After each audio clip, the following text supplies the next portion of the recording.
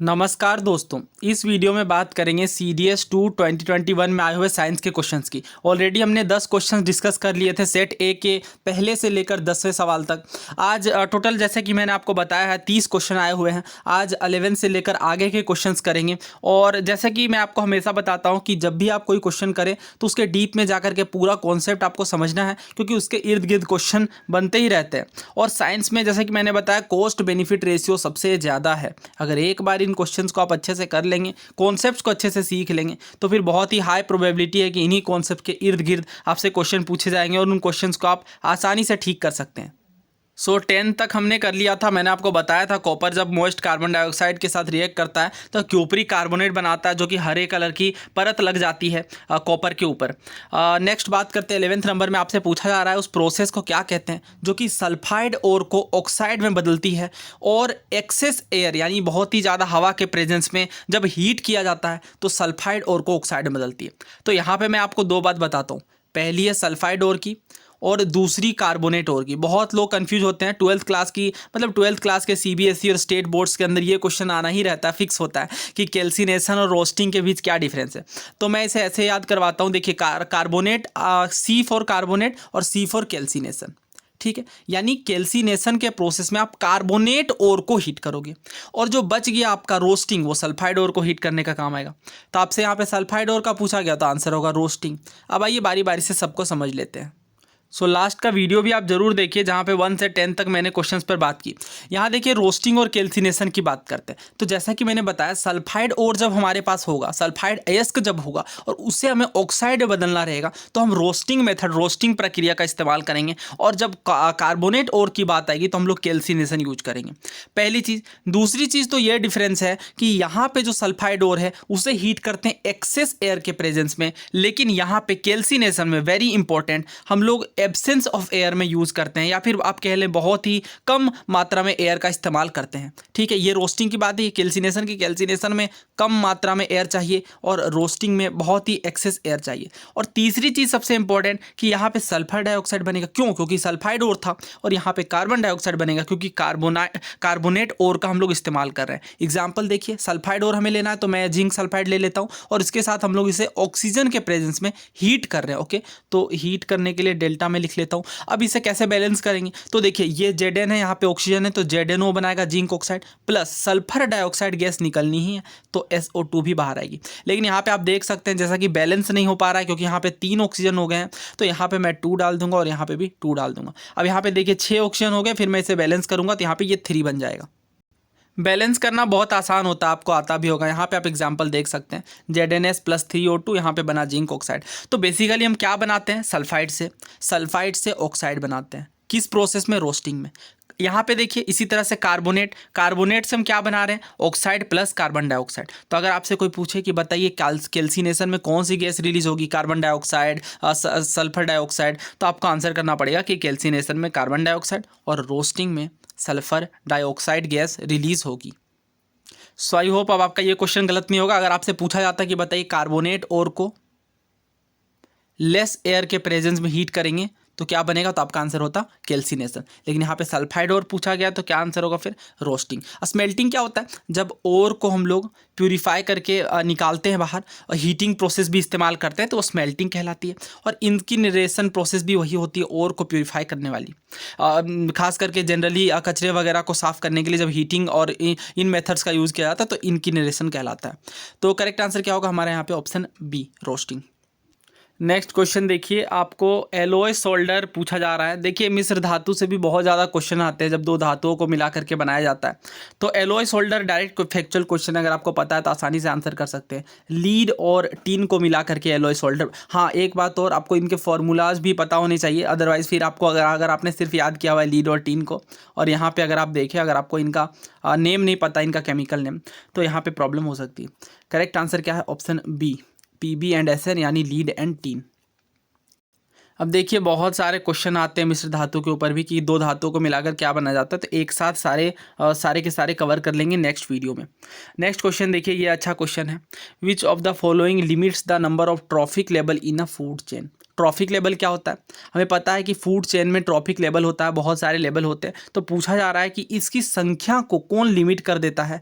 क्या food supply की कमी हो जाती है तो ये लिमिट हो जाता है, पॉल्यूटेड एयर के कारण ये लिमिट हो जाता है, या फिर एनर्जी घटती जाती है हायर ट्रॉफिक लेवल में पहुंचने पर, इसलिए फूड चेन में ट्रॉफिक लेवल लिमिट हो जाता है, या पैरासिटिक ऑर्गेनिज्म जो है वो फूड चेन के ट्रॉफिक लेवल को ध्वस्त कर देते हैं? तो इसका सही आंसर जो है वो ऑप्शन सी है। 10% एनर्जी रूल आपने पढ़ा होगा, अभी हम लोग डिस्कस भी करेंगे कि एक ट्रॉफिक लेवल से हायर ट्रॉफिक लेवल में जाने पर प्रत्येक बार सिर्फ 10% एनर्जी बचती है। लिंडरमैन का ये रूल था 10% एनर्जी लेवल। अगर मैं इस क्वेश्चन के सोर्स की बात करूँ तो आपको हर एनसीईआरटी बुक में जहाँ पर भी फूड चेन की बात की गई है वहाँ पर आपको देखने को मिल जाएगा। सो 10% रूल का क्या कहना है कि during the transfer of energy from organic food from one trophic level to another, only 10% of energy from organic matter is stored as a flash. सिर्फ 10% ही एनर्जी ट्रांसफर होगी हायर लेवल में। एग्जाम्पल आप बहुत सारे कंसिडर कर सकते हो। मान लीजिए प्राइमरी प्रोड्यूसर था गाजर, जिसमें 1000 किलो कैलोरी देखने को मिली। अब जब गाजर को खरगोश ने खाया तो सिर्फ 100 किलो कैलोरी बचा, यानी सिर्फ 10% एनर्जी ट्रांसफ़र हुई। इस तरह से अब खरगोश को कोई और दूसरा जीव खाएगा तो वहाँ पे भी हमें 100 का 10% यानी सिर्फ 10 किलो कैलोरी ही एनर्जी ट्रांसफ़र होगी। तो हम साफ साफ समझ सकते हैं कि जब एक ट्रॉफिक लेवल से दूसरे ट्रॉफिक लेवल में बढ़ा जाता है तो सिर्फ 10% एनर्जी बचती है, यानी एनर्जी की कमी के कारण ट्रॉफिक लेवल लिमिट हो जाएगी। क्योंकि 10 किलो कैलोरी के बाद फिर इसे कोई खाएगा तो सिर्फ 1 किलो कैलोरी बचेगा, फिर 0.1 होगा, फिर 0.01, यानी एनर्जी बहुत ही नाम मात्र की बच जाएगी। और इस तरह से ये जो ट्रॉफिक लेवल है ये लिमिट हो जाएगा, एक टाइम पर जाकर के खत्म हो जाएगा। सो आई होप ये चीज़ें आपने पढ़ रखी होगी। अगर आपने नहीं पढ़ी तो आप 9th 10th के एनसीईआरटी में इन चीज़ों को आसानी से देख सकते हैं। और ये बहुत बार नीट के अंदर भी इस तरह के क्वेश्चंस आते हैं और बहुत ही इंपॉर्टेंट बायोलॉजी का कॉन्सेप्ट है। और अगर आप शंकर आईएएस की बुक आपने पढ़ी है तो वहाँ पर भी आप इसे देख सकते हैं, एनर्जी जब हायर ट्रॉफिक लेवल में घटती है तो। हालांकि ये डायरेक्टली 10% भी दे सकते थे, बट ऑप्शन ही बहुत ईजी है। पॉल्यूटेड एयर के कारण कोई सेंस नहीं बन रहा, ऑप्शन आप एलिमिनेट करके भी इस तरह के क्वेश्चन कर सकते हैं। ये अगेन बहुत ही अच्छा क्वेश्चन है। 10th क्लास में जो आपकी हेरिडिटी वाली चैप्टर है वहाँ पे हमने पढ़ा है मेंडल के पी प्लांट्स के ऊपर जो एक्सपेरिमेंट किए थे मेंडल ने, उसके बारे में। तो देखिए क्या कहा जा रहा है आपसे, एक प्योर आपको टॉल प्लांट लेना है, इसलिए दोनों टी है, कैपिटल टी, और इसे क्रॉस किया जा रहा है स्मॉल टी के साथ। आपको बताना है कि रेशियो क्या बनेगा प्योर टी टॉल प्लांट का सोल्ट प्लांट के साथ। तो अगर आपने इसे सॉल्व, अगर आपको ये तरीका पता है कि इस फर्स्ट जनरेशन में सेकेंड जनरेशन में कैसे इसे निकालते हैं, हालांकि ये सेकेंड जनरेशन का पूछा है, तो इसे आप आसानी से निकाल सकते हैं। सो दोस्तों आइए मैं आपको क्विकली रिकैप करवाता हूँ मेंडल के नियम पर। हालांकि बहुत डिटेल में बात नहीं करेंगे। देखिए ये लंबा वाला पौधा होता है जो कि कैपिटल टी होता है, और एक छोटा पौधा। तो हमें पता है ये कि फर्स्ट जनरेशन में जो है वो जो छोटे वाले पौधे हैं ये इसका गुण ट्रांसफ़र नहीं हुआ, और हमें F1 जनरेशन में चारों के चारों टॉल प्लांट्स देखने को मिले। ये देखिए कैपिटल टी है चारों में, और चारों टॉल प्लांट्स फर्स्ट जनरेशन में देखने को मिले। लेकिन सेकेंड जनरेशन में मेंडल ने क्या देखा, अगर दोबारा जब यहाँ पे टॉल प्लांट्स को लिया गया, यहाँ पे ध्यान दीजिए एक कैपिटल टी है दूसरा स्मॉल टी, उसके बाद यानी फर्स्ट जनरेशन वाली पीढ़ी को लिया गया, तो यहाँ पे ये देखने को मिल रहा है सेकंड जनरेशन में कि जो 3 पौधे हैं वो तो टॉल आए लेकिन चौथा वाला पौधा शॉर्ट आया। तो यहाँ पे हम कह सकते हैं कि सेकंड जनरेशन में 3:1 का रेशियो देखने को मिला जब दोनों टॉल प्लांट्स को लिया गया। तो यानी अभी तो शॉर्ट प्लांट वाला जनरेशन आ गया, जबकि यहाँ पे हमने शॉर्ट प्लांट लिया ही नहीं था। तो ये बहुत ही चौंकाने वाली बात थी मेंडल के लिए। तो मेंडल ने कहा कि ये रिसेशनरी है, ये रिसेशनरी ट्रेड है, और ये आगे चल के देखने को मिलती है सेकेंड जनरेशन में। फर्स्ट जनरेशन में तो ये डोमिनेट नहीं कर पाती, लेकिन सेकेंड जनरेशन में ये वापस से दिखना शुरू हो जाती है। सो मैं आपको क्वेश्चन का सोर्स दिखा देता हूँ, अदरवाइज बहुत सारे स्टूडेंट्स कंफ्यूज हो जाते हैं कि आखिर कौन सी चैप्टर इस तरह के क्वेश्चंस के लिए करें। तो क्लास 10th का चैप्टर है हेरिडिटी एंड एवोल्यूशन, हर किसी ने पढ़ा होगा। यहीं पे काफ़ी डिटेल में बात की गई है मेंडल के मटर के पौधे पर। आप देख सकते हैं फर्स्ट जनरेशन सेकेंड जनरेशन। और जैसा कि मैंने आपको कई बार बताया कि अगर आप कोई भी साइंस का चैप्टर करें तो आपको एक्सरसाइज के सवाल ज़रूर करने हैं। यहाँ पे आप देख सकते हैं एक्सरसाइज के क्वेश्चन में 22 नंबर में verbatim same to same question पूछा गया है। एक प्योर टॉल प्लांट लेना है, इसे क्रॉस करवाना है एक शॉर्ट प्लांट के साथ, तो रेशियो क्या बनेगा tall plant to short plant. Okay, last में आंसर भी होते हैं, अभी मैं इसे सॉल्व भी करूँगा। तो ऑप्शंस भी सेम है, क्वेश्चन भी सेम है, तो इसलिए मैं कहता हूँ कि आप NDA CDS किसी भी एग्जाम की प्रिपरेशन करें, आपको साइंस के NCERT के एक्सरसाइज के क्वेश्चन भी सॉल्व करने। बहुत बार जैसे लेंस वाला अगर क्वेश्चन आपको याद हो, बहुत सारे सवाल वर्बेटिम यहाँ से NCERT के जो एक्सरसाइज के क्वेश्चन से वहाँ से पूछे जाते हैं। सो आइए फिर इस क्वेश्चन के लिए मैं आपको इसे पुनेट स्क्वायर से सॉल्व करके दिखाता हूँ। आई होप आपको पुनेट स्क्वायर के बारे में पता होगा, बहुत ही इजी कॉन्सेप्ट है, मेंडल के प्रभाव को भी आप इससे निकाल सकते हैं। तो हमें यहाँ पे कौन सा लेना है, दोनों कैपिटल, क्योंकि टॉल प्लांट्स है और यहाँ पे शॉर्ट। अब इसका क्रॉसिंग करवाएंगे तो क्रॉसिंग के अंदर क्या निकल करके आएगा, एक बड़ा वाला टी दूसरा छोटा, इन दोनों की क्रॉसिंग से फिर यहाँ पे हमें एक कैपिटल दूसरा स्मॉल देखने को मिलेगा, फिर यहाँ पे एक कैपिटल दूसरा स्मॉल, और फिर अगेन यहाँ पे हम देख सकते हैं एक कैपिटल दूसरा स्मॉल। सो यहाँ पे इसे हम आसानी से सॉल्व कर सकते हैं। ये कैपिटल टी स्मॉल टी यानी कैपिटल टी स्मॉल टी बनेगा, यहाँ पे भी उसी तरह। और ये हम देख सकते हैं कि 50% यहाँ पे लॉन्ग और 50% यहाँ पे शॉर्ट हमें देखने को मिलेंगे पौधे। तो यानी रेशियो क्या आया, फिर रेशियो आया 1:1 का, क्योंकि दोनों इक्वल अमाउंट में देखने को मिले। तो पुनेट स्क्वायर अगर आपको आता है, किसी सेपरेट वीडियो में सारे मेंडल्स लॉ पर भी बहुत सारे क्वेश्चन आते हैं और इसी इवोल्यूशन चैप्टर से बहुत सारे क्वेश्चन आते हैं, वो सारे कवर करेंगे। फिलहाल मैंने ये सॉल्व करके आपको दिखा दिया, 1:1 का रेशियो आएगा। नेक्स्ट क्वेश्चन देखिए, अगेन उसी चैप्टर का क्वेश्चन आपको देखने को मिलेगा, बायोलॉजी का। आपसे वेरिएशंस के बारे में पूछा गया है, क्या वेरिएशंस असेक्सुअल रिप्रोडक्शन में मिनिमम होता है। सारे ही वेरिएशन जो है वो इक्वल चांसेस रखते हैं सर्वाइवल का। तो अगर आपको बेसिक आइडिया भी है वेरिएशंस के बारे में, तो इस तरह के ऑप्शंस को आप पहले ही डिसरिगार्ड कर सकते हैं, क्योंकि सारे वेरिएशंस में ऐसा इक्वल चांसेस सर्वाइवल का नहीं देखने को मिलेगा। तीसरा देखिए, changes in genetic constitution result in variation, यानी अगर जेनेटिक कोई बदलाव आ जाता है तो वो वेरिएशन को लीड करता है। चौथा कहा गया, वेरिएंट्स को सेलेक्ट किया जाता है इन्वायरमेंटल फैक्टर्स के द्वारा। सो अगेन क्लास 10 का चैप्टर 9 इवोल्यूशन टॉपिक में आप देख सकते हैं कि किस तरह से चेंजेस देखने को मिलते हैं वेरिएशंस में। सेक्सुअल रिप्रोडक्शन में ये चांसेस ज़्यादा होते हैं वेरिएशंस के, और यहाँ पे आप देख सकते हैं their population will grow by sexual reproduction and therefore can generate variation, यानी वेरिएशन भी आ सकता है। और इस तरह से वेरिएशंस पर बात की गई है। तो यहाँ पे देखिए, फर्स्ट केस में बात की गई कि वेरिएशन कॉमन होता है क्योंकि ये सर्वाइवल एडवांटेज देता है। लेकिन सेकंड सिचुएशन अगर हम देखें तो कलर चेंज कोई सर्वाइवल एडवांटेज नहीं देता। तो हम ये नहीं कह सकते कि वेरिएशन, सभी तरह के वेरिएशन में इक्वल चांसेस ऑफ सर्वाइवल होगा, ऐसा नहीं है। कलर वेरिएशन हमने देखा कि बहुत ही लेस चांस देता है सर्वाइवल का।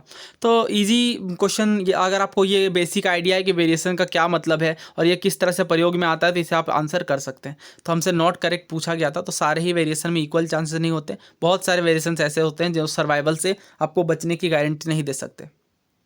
नेक्स्ट क्वेश्चन देखिए, 16th नंबर। आपसे कहा गया है कि किसी भी एरिया के वेजिटेशन को पढ़ते वक्त, समझते वक्त हम लोग पॉपुलेशन और कम्युनिटी शब्द का प्रयोग करते हैं। पॉपुलेशन शब्द को कौन सा ऑप्शन बेस्ट डिस्क्राइब कर रहा है, ठीक है, बेस्ट डिस्क्राइब करने वाला ऑप्शन हमें ढूंढना है कि ये एक ऑर्गेनिज्म का ग्रुप है, एक ही स्पीसीज़ का, जो कि सेम एरिया में रहते हैं एक ही वक्त में।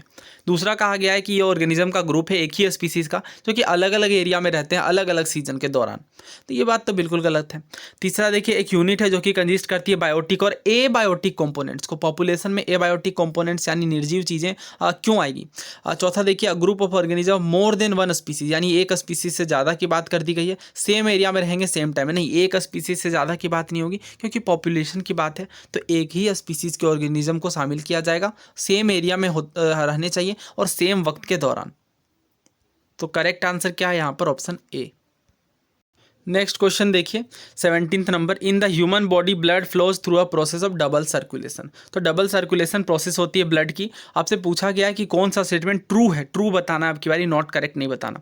ऑक्सीनेटेड ब्लड रीच करती है हार्ट के लेफ्ट साइड में लंग से, तो ये सही बात है, ऑक्सीनेटेड ब्लड रीच करती है लेफ्ट साइड में हार्ट में। अगर आपने ये पढ़ा है डबल सर्कुलेशन सिस्टम की किस तरह से मानव के अंदर जो ब्लड है वो ट्रांसफर होता है एक जगह से दूसरी जगह में, एक ऑर्गन से दूसरे ऑर्गन में, तो आप इसे आंसर कर सकते हैं। Blood in the left side of the heart is poor in oxygen, ये तो गलत है। And is board to the right side of the heart, ये बिल्कुल उल्टा कह दिया गया, पुअर नहीं होती, रीच होती है। Deoxygenated blood from the left side of the heart is brought to the lung for oxygen, ये भी गलत है, लेफ्ट साइड की बात गलत है। Oxygenated blood from the right side of the heart is sent around the body, ये भी गलत है। तो ये अगर आपको डबल सर्कुलेशन आपने पढ़ा है तो ये आंसर कर सकते हैं, अदरवाइज फिर ये डिफिकल्ट क्वेश्चन माना जाएगा। सो ये आप NCERT के अंदर भी पढ़ सकते हैं, body fluids and circulation chapter में काफ़ी डिटेल से बात की गई है। इसके लिए तो आपको सबसे पहले ऑट्रा और वेंट्रिकल्स वगैरह समझना पड़ेगा, तो आप इसे अच्छे से समझ सकते हैं। डबल सर्कुलेशन देखिए, ब्लड वेसल्स में एक फिक्स्ड रूट में फ्लो करती है, आर्टरीज और वेन्स में। Basically each artery and veins consist of 3 layer, 3 layers होते हैं। और इसके बाद हमें बताया गया है कि जो ब्लड पंप करती है राइट वेंट्रिकल में, वो एंटर करती है पल्मोनरी आर्टरी से, जबकि जो लेफ्ट वेंट्रिकल है वो ब्लड को पंप करती है आउट्रा में। अब आई होप अगर आपने ये फर्स्ट टाइम अगर आप ये पढ़ रहे होगे तो आपको थोड़ा कन्फ्यूजिंग लग सकता है, बट अगर आप एक बार इसे इस फिगर से समझ लेंगे कि कौन से डायरेक्शन में किस साइड में ये ब्लड फ्लो करती है, तो फिर ये आपके लिए आसान होगा समझना। उसके बाद आगे देखिए, the oxygenated blood enter the आउट्रा carried by network of arteries. उसके बाद आर्टियोलिस होते हैं, उसके बाद कैपिलरीज के साथ ये एक जगह से दूसरी जगह मूव करती है। सो हमने यहाँ पे देखा कि हाँ, लेफ्ट साइड से ऑक्सीनेटेड ब्लड रीच करती है। अगला सवाल देखिए, question number 18, in which of the following groups of organism is food material broken down outside the body and absorb. यानी आपको बताना है कि कौन से जीव में जो फूड मटेरियल है ब्रोक डाउन किया जाता है अब बॉडी के आउटसाइड में, और उसके बाद उसे एब्जॉर्ब किया जाता है। पहला है ईस्ट, मशरूम, ब्रेड मोल्ड। दूसरा है मशरूम, अमीबा, ग्रीन प्लांट्स। उसके बाद कैसेट्रा, टेपवर्म, लाइस या फिर पैरामीशियम अमीबा और कैसेट्रा। सबसे पहले क्वेश्चन के सोर्स की बात करेंगे। जैसा कि मैंने आपको कई बार बताया है कि 9th-10th की एनसीईआरटी सबसे ज़्यादा इंपॉर्टेंट है। ये क्लास 10th की एनसीईआरटी का चैप्टर 6 है, लाइफ प्रोसेसेस। इसमें 2 तरह का न्यूट्रिशन मोड होता है। पहला ऑटोट्रॉफिक, यानी स्वपोषी पोषण जो पौधे लेते हैं, और दूसरा होता है यहाँ पर हेटेरोट्रॉफिक। हेटेरोट्रॉफिक का मतलब विषमपोषी न्यूट्रिशन, यानी वैसे ऑर्गेनिज्म, यानी यहाँ पे जो न्यूट्रिशन है वो डिफर करेगा फूड मटेरियल ऑर्गेनिज्म हर चीज़ में। जैसे whether the food source is stationary हो या फिर मोबाइल हो, would allow for differences in how the food is access and what is the nutritive apparatus used by a cow and a lion.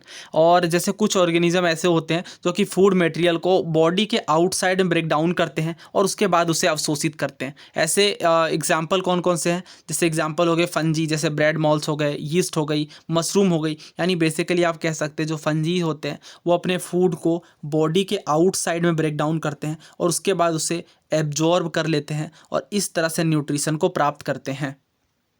तो नाम याद रखिए कौन कौन सा था, ब्रेड मोल्ड, ईस्ट और मशरूम, राइट। ये तीनों ही क्या है, फंजाई है। तो करेक्ट आंसर होगा हमारा ऑप्शन ए। फंजाई जो है तो होते हैं, अब बेसिकली वो फूड मटेरियल को आउटसाइड करते हैं ब्रोक और एब्जॉर्व करते हैं। तो जैसा कि मैंने बताया, साइंस के ऑलमोस्ट सारे ही क्वेश्चन आपके 9th-10th एनसीईआरटी से देखने को मिलेंगे। नेक्स्ट क्वेश्चन देखिए, न्यूमेरिकल है। अगेन ये भी आपके बेसिक साइंसेज का ही पार्ट है। साउंड चैप्टर आपने पढ़ा होगा 9th के साइंस में। आपसे कहा जा रहा है एक साउंड वेव है जिसकी फ्रीक्वेंसी 4 किलोहर्ट्ज है, वेवलेंथ है 30 सेंटीमीटर का। कितना टाइम लगेगा ट्रेवल करने में 2.4 किलोमीटर। यानी आपको सब कुछ दे दिया गया, बस आपसे टाइम पूछा गया। तो कैलकुलेट कर लेते हैं फिर। हमें सबसे पहले यहाँ पे क्या निकालना पड़ेगा, सबसे पहले हमें यहाँ पे निकालना पड़ेगा वेलोसिटी। वेलोसिटी होती है न्यू इंटू लेमडा, और यहाँ पे वैल्यू क्या दी गई फ्रीक्वेंसी की, फ्रीक्वेंसी होती है न्यू, यानी 4 किलोहर्ट्ज। किलोहर्ट्ज का मतलब 10⁻3, हर्ट्ज में हमने चेंज कर दिया इंटू। यहाँ पे हमें दिया गया लेमड़ा 30 सेंटीमीटर का, तो 30 सेंटीमीटर को मीटर में बदल लेते हैं। यहाँ पे हमें 4 किलोहर्ट्ज दिया गया, यानी 4 × 10⁻3, क्योंकि हर्ट्ज में चेंज करेंगे। और ये मीटर में था तो इसे वो सेंटीमीटर में था तो मैंने इसे मीटर में लिख दिया। तो इसे हम लोग मल्टीप्लाई करेंगे तो क्या आएगा, 1.2 × 10⁻3, 1.2 × 10⁻3, राइट। और ये आपको टाइम तो निकालना आता होगा। टाइम इक्वल टू क्या होता है, speed equal to distance by time होता है। तो यहाँ से हम इसे निकाल सकते हैं डिस्टेंस बाय स्पीड, राइट। तो डिस्टेंस हमें कितना दी गई, स्पीड बोल लीजिए या वेलोसिटी कह लीजिए आप। तो डिस्टेंस हमें कितनी दी गई है, डिस्टेंस है आई थिंक, देख लेता हूँ मैं, 2.4 किलोमीटर। ओके, तो 2.4 किलोमीटर, किलोमीटर को मीटर में बदलेंगे हम लोग, यानी 10⁻3। और नीचे में हमारे पास था 1.2 × 10⁻3। ये दोनों कट गए और 12 दूना होता है 24, यानी 2 सेकंड का टाइम लगेगा। इजी कैलकुलेशन है, बस आपको फार्मूला, अगर बेसिक फार्मूला पता है कौन सी, तो ये आपको वेलोसिटी निकालने का फार्मूला पता है, नीटा यहाँ पे न्यू इंटू लेमड़ा, तो आप इसे आसानी से निकाल सकते हैं। नेक्स्ट क्वेश्चन देखिए, अगेन पावर के कॉन्सेप्ट पर एक इजी न्यूमेरिकल पूछा गया है। इलेक्ट्रिक बल्ब को 110 वोल्ट जनरेटर से कनेक्ट किया गया है, करंट है 0.2 एम्पियर, पावर पूछा गया है। तो पावर का फॉर्मूला तो आपको पता ही होना चाहिए, V × I। हमारे पास कितना दिया गया है यहाँ पे, 110 × 0.2। तो 110 को 0.2 से मल्टीप्लाई कर लेते हैं। ये पॉइंट ने 0 को कैंसिल किया, यानी 22। तो यहाँ पे हमें 22 वॉट देखने को मिला। करेक्ट आंसर क्या है, ऑप्शन सी। बहुत ही इजी क्वेश्चन है, अगर आपको फॉर्मूला आते हैं तो करेक्ट आंसर है ऑप्शन सी, 22 वॉट। सो यहाँ पे इतने ही क्वेश्चन रखते हैं और नेक्स्ट पार्ट में बाकी के 10 क्वेश्चन कर लेंगे 21 से 30 तक। आई होप ये सीरीज़ आपको पसंद आ रही होगी। अगर पसंद आ रही तो चैनल को सब्सक्राइब करना ना भूलें, अपने दोस्तों के साथ भी शेयर करें, अपने विचार आप कमेंट बॉक्स में साझा कर सकते हैं। Thank you so much.